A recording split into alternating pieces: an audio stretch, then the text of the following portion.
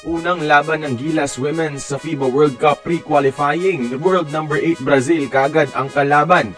Jack Animam grabe naghalimaw sa performance. Scouted sa WNBA, pero bago natin pag-usapan, palike naman ng ating video bilang suporta. First time lumaban ng Gilas Women's outside Asia para sa qualifying ng Women's World Cup at World number 8 Brazil kaagad kontra.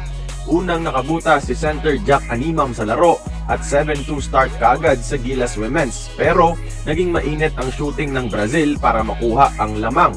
Kayod kalabaw si Animam para ibaba sa 1 point ang lamang sa first quarter.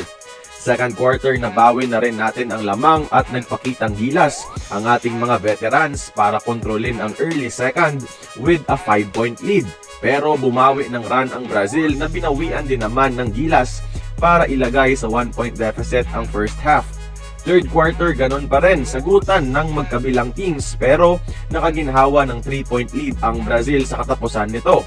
Sa fourth quarter, same back and forth story pa rin. Di makalayo ang number 8 Brazil sa world number 40 na Gilas Women's.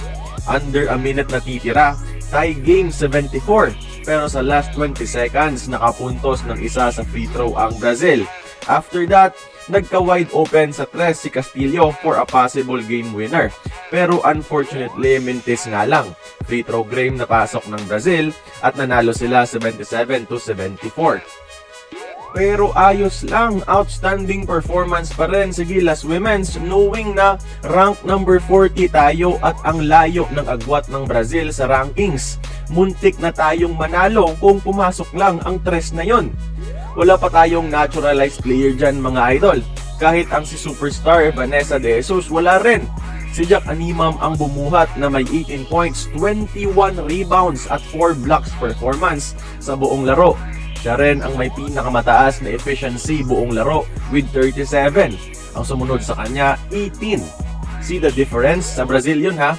Clearly, siya ang pinakamagaling na player sa court. At saktong, may mga WNBA scouts daw ayon sa commentator na nanonood. And with this kind of performance, baka imbitahan sa training camp next season si Jack. Who knows, diba? Malay natin. Parang katulad lang ng ating Gilas boys sa OQT mga idol, muntik ring masilat ng women's ang Brazil. Ganda ng potential ngayon ng ating Gilas program in fairness. Sana magtuloy-tuloy sa kampanya ng Gilas Women's sa pre-qualifying at syempre sa career na rin ni Jack Animam. Kaya kayong mga idol, tingin nyo ba kayang mag-World Cup ng ating Gilas Women's? Join the conversation, mag-komento lamang sa ibaba. Kung nagustuhan mo ang ating video, please like, share, and subscribe. I-follow mo na rin ang ating social media platforms for more exclusive sports content. Until then, this has been Courtside Buckets. See you on the next one.